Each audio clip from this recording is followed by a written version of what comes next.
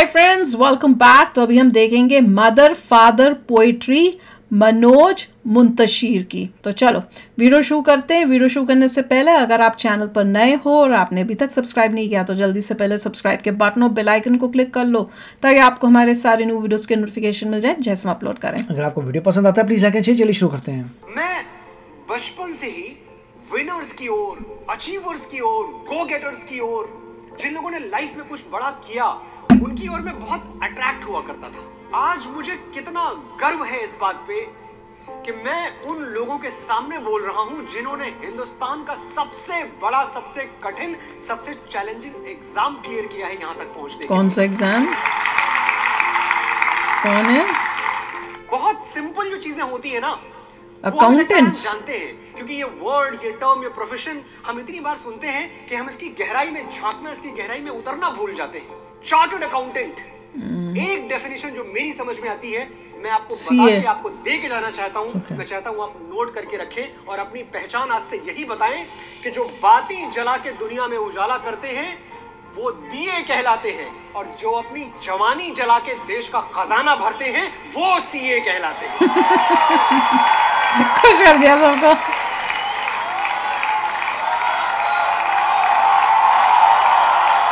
Commerce लेते हैं ना ये लोग, कॉमर्स लेके बनते हैं, मुझे याद आ रहा है। जो बाती जला के उजाला करते हैं वो दिए कहलाते हैं, और जो अपनी जवानी जला के देश का खजाना भरते हैं वो सीए कहलाते हैं।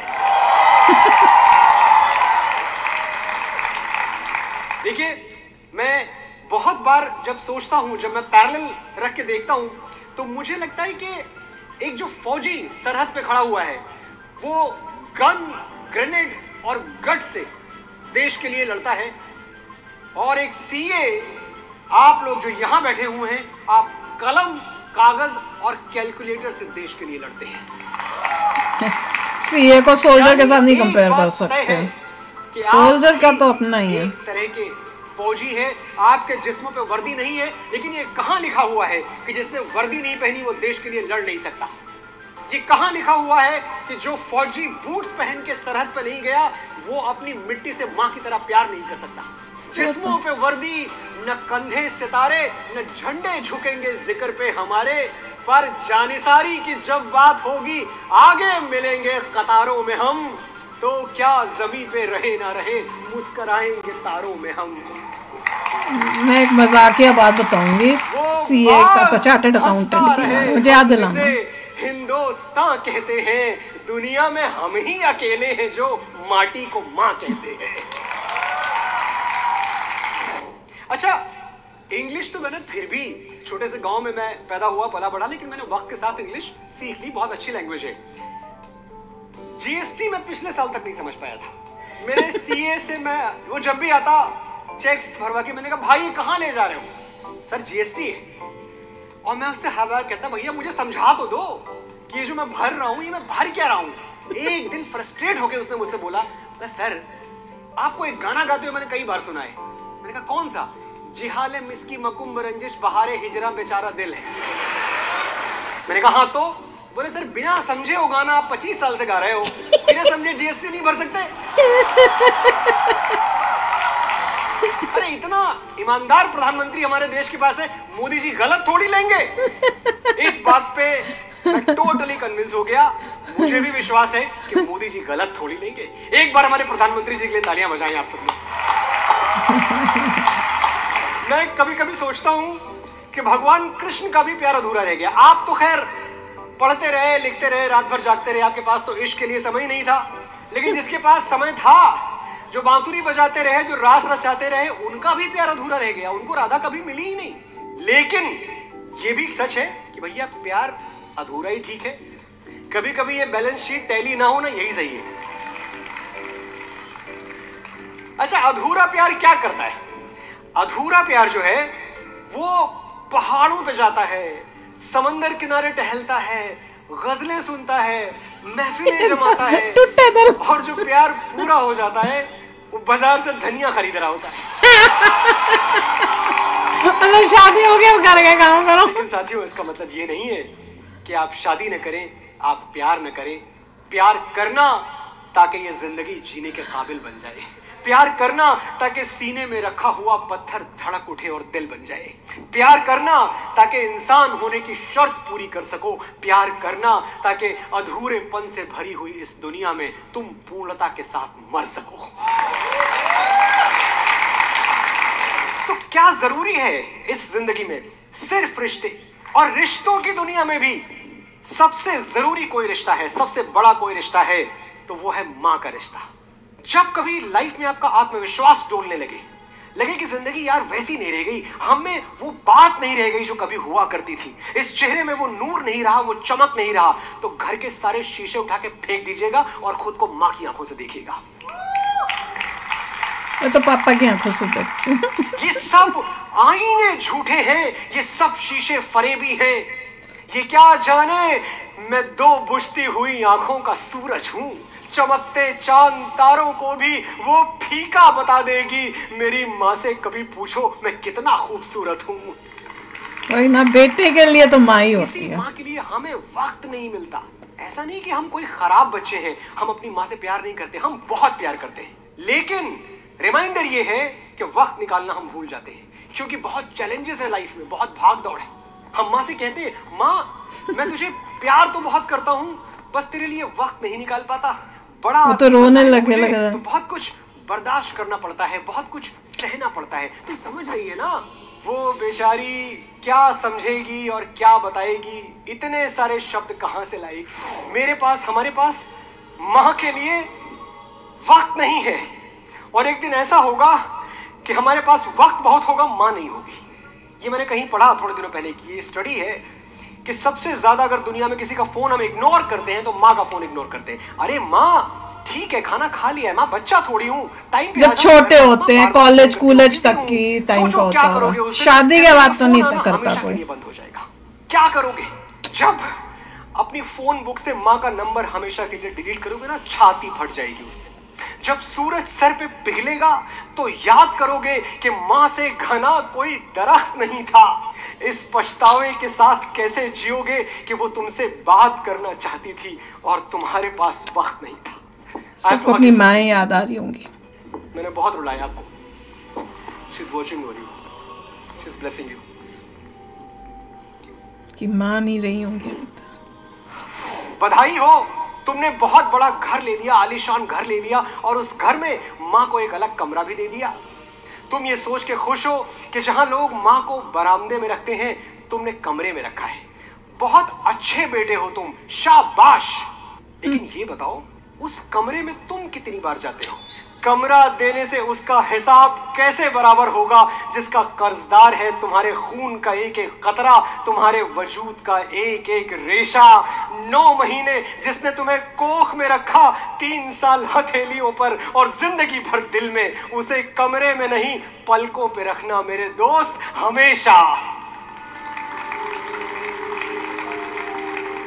और जब कभी आप उस कमरे में जाएं जहां माँ रहती हैं, जहां बाबूजी रहते हैं, तो एक बार अपनी कौशल्या के पैर छूने के बाद एक जोर का एक टाइट हग उस दशरथ को भी देना, उस हवाई चप्पल वाले हीरो को जिसकी कुर्बानियां, जिसके त्याग लिखने के लिए इतिहासों को स्याही नहीं। पापा को हमने अपने पिता से कभी उनकी सैलरी नहीं पूछी।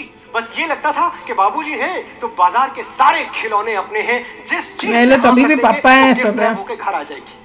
हम सिर्फ फरमाइशें बताते थे पिताजी को, कभी उनसे उनकी सैलरी नहीं पूछते थे। किताबों में पढ़ा था जितनी चादर उतना पांव फैलाओ, अपनी हदों से बाहर मत जाओ। लेकिन मेरे पापा मेरे लिए दुनिया की हर चीज ले आते। मैं चांद मांग लेता तो आसमान से चांद भी बता, मैं कुछ मांगू मेरे को दे देता है। अच्छा वक्त आया, किस्मत ने मेरे पैरों तले कालीन बिछा दी, पर वैसी अमीरी फिर नहीं देखी जो पापा ने 2000 की सैलरी में दिखा दी। हम उस देश में हैं साथियों जहां हमारा बूढ़ा बाप हमारी ताकत है।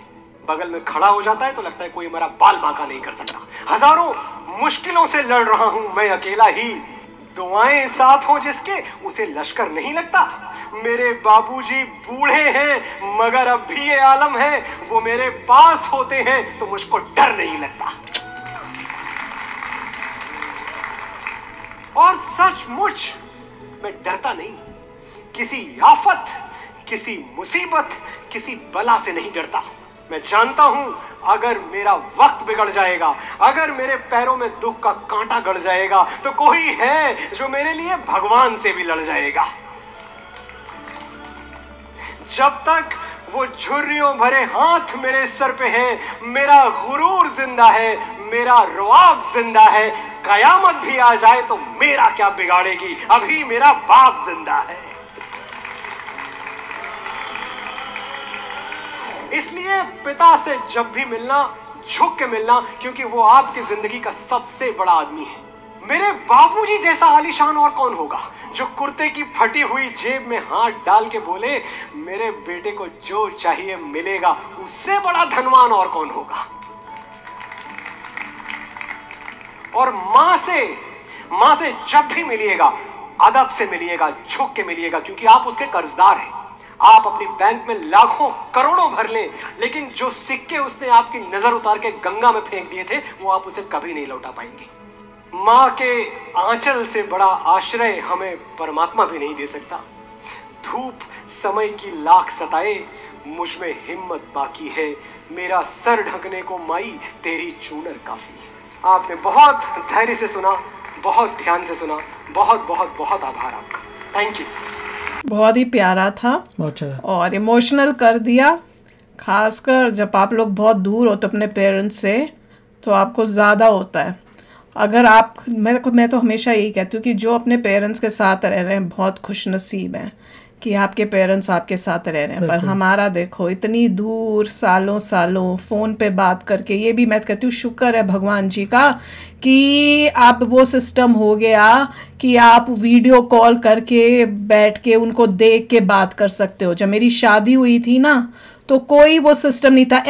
MSN मैसेंजर करके होता था, और वो भी इतना कचरा होता था, वो भी चलता नहीं था ढंग से। तो सिर्फ फ़ोन से बात होती थी, और फ़ोन इतना महंगा होता था। तो सोचो, उसके बाद अब आज की इतनी अच्छी टेक्नोलॉजी है कि आपको उसमें इतनी शांति मिलती है अपने पेरेंट्स को देख के बात करते हुए। ऐसे फिर लगता है कि आप उनके पास ही बैठे हुए हो। उससे मतलब, और पहले लगता था कि कितनी कहाँ 7 समुंदर पार है, पता नहीं कब मिलेंगे। पहले तो हर साल जाना होता था, फिर आपके बच्चे हो जाएंगे, उनके स्कूल हो जाएंगे, आपकी ड्यूटियाँ हो जाएंगी, फिर आपका धीरे धीरे जाना बंद हो जाता है, कम हो जाता है। तो वही हमारे साथ हुआ। पहले शादी के बाद हर साल मैं जाती थी, ऋषि के पैदा होने के बाद फिर भी थोड़ा जाना शुरू हुआ, फिर उसके बाद जब स्कूल शुरू हो गया तो उसके बाद 5 साल में एक बारी शायद गई। उसके बाद गई नहीं, इतने साल की स्कूल में होता है, चलो वो आ जाते थे पर हम नहीं गए। और उसके बाद अब जाकर जब बच्चा जाएगा कॉलेज तो शायद फिर हम जा पाए। तो वो सब ड्यूटीज तब सोचो। और आप लोग जो रहते हो अपने पेरेंट्स के साथ, रोज़ आपको अपने पेरेंट को देखना, उनके साथ रहना, उनसे बात करना, वो अलग ही फील है। बहुत अच्छी बात है से बता। और यही बता रहे हैं कि अगर आपने अपने पेरेंट को अच्छा से रखा हुआ है तो भी उनसे मिलना, कमरा देना और वो करना इज नॉट इनफ। जितना कि उनके साथ टाइम स्पेंड करो, हंसी खुशी बातें करो, उनके साथ घूमो जाओ, मूवी देखो, उस टाइप से ही करो जैसे उन्होंने तुम्हारे साथ किया था। तुम्हें जहाँ जाते थे साथ लेके जाते थे, बाजार घूमने जाते थे तुम्हें साथ लेके जाते थे कि नहीं। तो अब तुम लोग बड़े हो गए तो तुमको अपना पर्सनल टाइम चाहिए, खाली बीवी बच्चों के साथ ही जाओगे, पेरेंट को क्यों नहीं साथ में लेके जाओगे। बात तो भैया सोचने वाली है ना। नहीं, बहुत अच्छा था, बहुत इमोशनल कर रहे थे, बहुत इमोशनल कर दिया। और अच्छी बातें बता रहे हैं। कुछ लोगों की यादें वापस आ रही हैं, काफ़ी मतलब इन्होंने इमोशनल किया है, और अच्छी बात है उसे एहसास दिलाना। अच्छा कि लोगों को यही कहूँगा जो पेरेंट्स के साथ रहते हैं और पूरे दिन डेली मिलते हैं, इंटरेक्ट करते हैं, that is very good thing. बहुत लकी है यार, बहुत लकी है। उनको लगता होगा कि हम फंस गए हैं, भैया तुम फंसे नहीं हो, तुम बहुत लकी हो कि बड़ों का सहारा है, इतनी तुम्हें हेल्प हो जाती है। तुम्हारे बच्चे जो है वो उनको उनकी गाइडेंस मिल रही है, सब मिल रहा है। बहुत बहुत बड़ी बात होती है ये। तो चलो यार, आप भी शेयर करना अपने थॉट्स। चलते हैं, मिलेंगे नेक्स्ट वीडियो में बहुत ही जल्द। Till then take care and bye bye. तो अगर आप मेरे इस चैनल पे नए हो तो जल्दी से सब्सक्राइब के बटन को हिट करो और बेल आइकन को क्लिक करो, ताकि आपको मेरा जब नया वीडियो मैं लगाऊं आपको उसके बारे में जल्दी से पता चल जाए।